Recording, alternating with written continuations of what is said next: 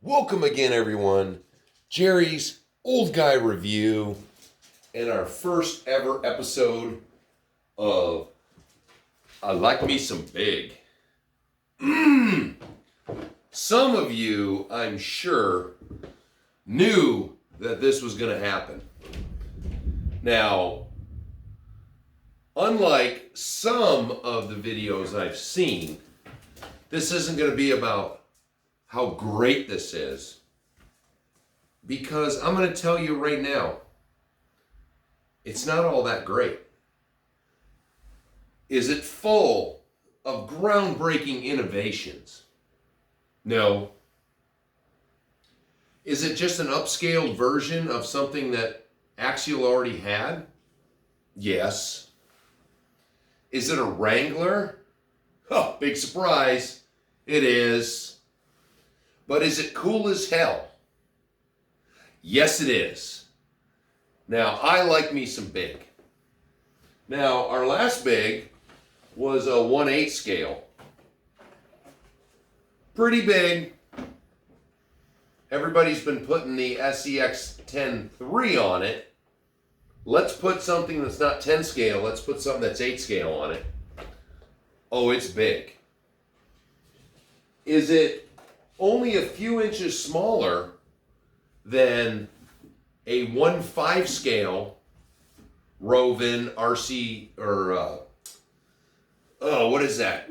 Oh, dang it. Rovin RC and King Motors RC, which most of you know as the HPI Baja 5B, 5T, but which doesn't get mentioned that much is you could get the Rovin and the King Motors 2 years prior to HPI coming out. But that's neither here nor there. This video is mainly just going to be welcoming Chunk to the family. We're going to call it Chunk because it is just a big old honking thing. Now, what I mentioned before with the first spy shots came out and was confirmed with me taking the SCX6 and put it next to it with the tops off. They got in the CAD machine or whatever machine they use to design vehicles and just upscaled everything. Everything is identical except for the axles, because these are straights compared to the portals. Now, I don't know, I never saw the Axial straight axle kit, so I can't compare it to that, but the body is identical, just scaled up. Everything is, the hard parts are exactly the same. In the grill, in the wiper assembly, the interior, the door handles, everything is identical, just scaled up bigger. But that leads me to, being old, it's going to be easier to paint this truck all up. You know I'm detailing it all out. The wheels and tires, it's good to see the BF Goodriches around because these are pretty good tires, and these are some nice squinchy tires with big old friggin' shocks on it. Big old everything. But we will cover that later. This is just initial impressions, me sitting behind it, so you guys that are normally used to let it fly know what I'm generally, my sizing is compared to this. But we're going to make sure that, unlike a lot of them that are just comparing it to the SCX6 and of course I threw the Marksman on it right off the bat. So, more of the rigs we're familiar with here, the Elements, the Slashes, the TRX4s, they're going to all make their way into size comparisons with this. But now, did Axial do their homework when they upgraded this? Looking at the gearing and the gears, this thing is beefy. They over-engineered everything. The interior with the roll cage that's in it. They looks like they made it out of that gray plastic that they used on the Rift. It's nice to see a little bit of different. Use what you got. The sticker kit for a change, Axial went back to, that's a nice big sticker kit. And I like the V1 for the 6 instead of just the standard Axial SCX stickers, which those are always nice too. But meanwhile, I got everything. I researched the crap out of everything first and didn't see that I have to go get an IC6 plug or an adapter for my batteries. We're going to do a comparison with some of the other trucks with the top off. This is just, you know, everybody is saying they're super great, this, that, and the other thing. No, they're just, they upsize something that they already had. You know, I know that I'm sure the gearing and the gears, big heavy duty gears, there was a lot of work that had to go into that.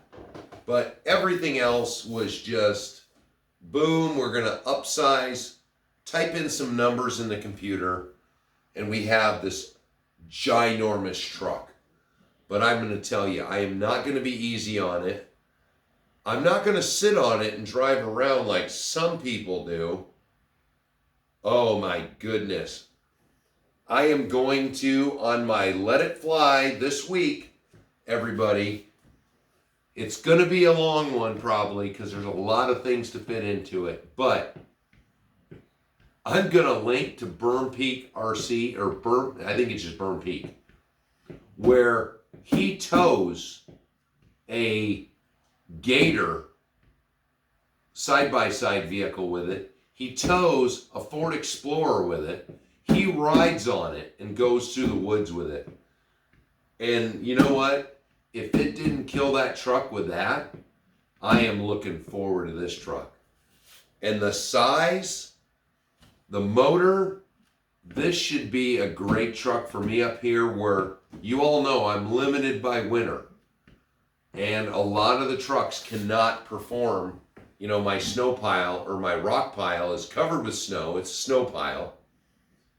This big honking beast should be an excellent winter rig. But I know what a lot of you are saying. You know, oh, it's the price.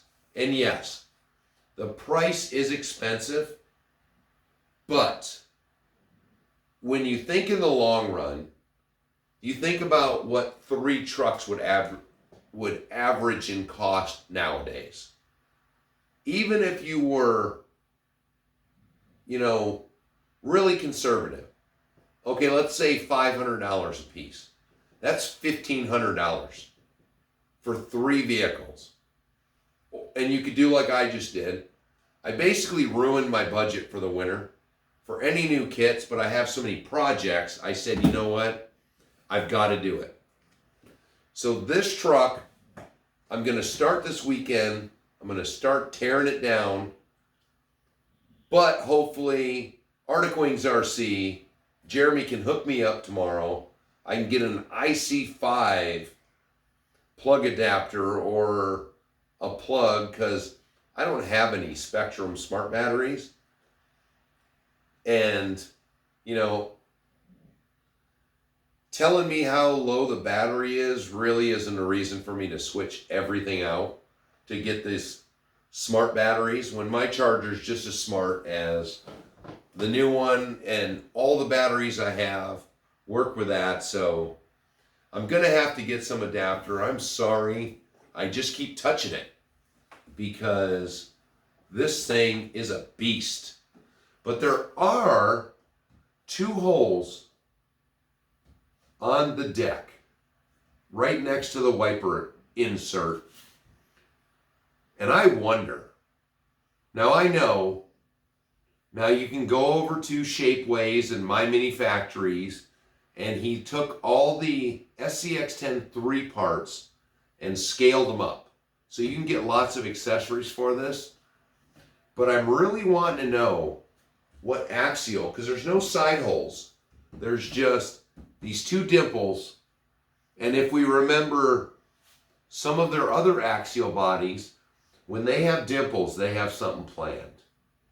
So I'm going to start getting on detailing this. I'm going to, of course, drive it first before I start detailing it. And I'll film that because I definitely want to see this 2-speed in action.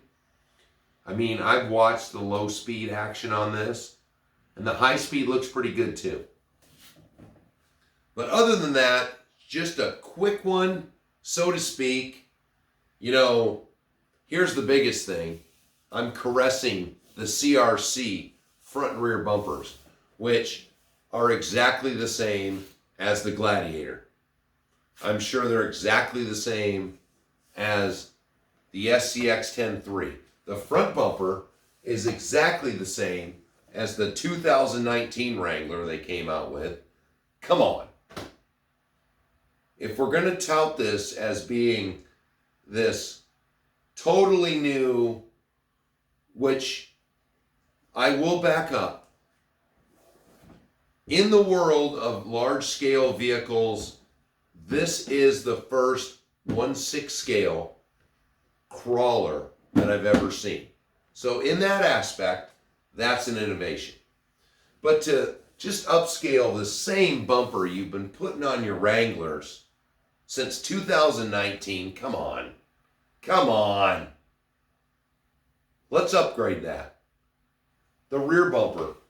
I mean, I pulled this off of my Gladiator because my Gladiator's got CC Hand front and rear bumpers that are OEM style bumpers. If CC Hand comes out with those, I might put them on this too. I mean, this truck. Oh, and one more thing. Come on. I know Red Cat is really cool now, but let's go. Axial, you had a ball cap for the guy. Why does he just have a cowboy hat on now? Give us a ball cap. You know, I didn't have a choice, but hey, Red Cat's guy looks just like Chuck Norris. This guy looks just like the one in the SCX6. So give me a hat. I'm just going to keep looking at him in there. And let's give him a shirt. Why is he just black? He just has a black hoodie on. Yep, that's getting painted. Probably red. So there it is, just a quick, there's some of my opinions. Next time you see it, it's going to be driving. The next time after that, it's going to be detailed. And I hope as big and beefy, oh wait a minute, black Rhino wheels. And they are nice beadlocks. And I'm going to have to check, I think the cover for the nut, I got to take some screws off to get it off. I'll have to experiment with that. But other than that, the panhard mount wasn't broken in the box when I got it, so that's a plus. Unlike some of the SCX6. But man, just the gearing in this.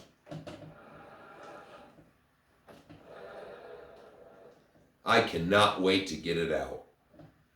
And of course, the girls already saw it and don't know what to think about it. So that'll be interesting when we get out on the course. Talk to you guys on the next one.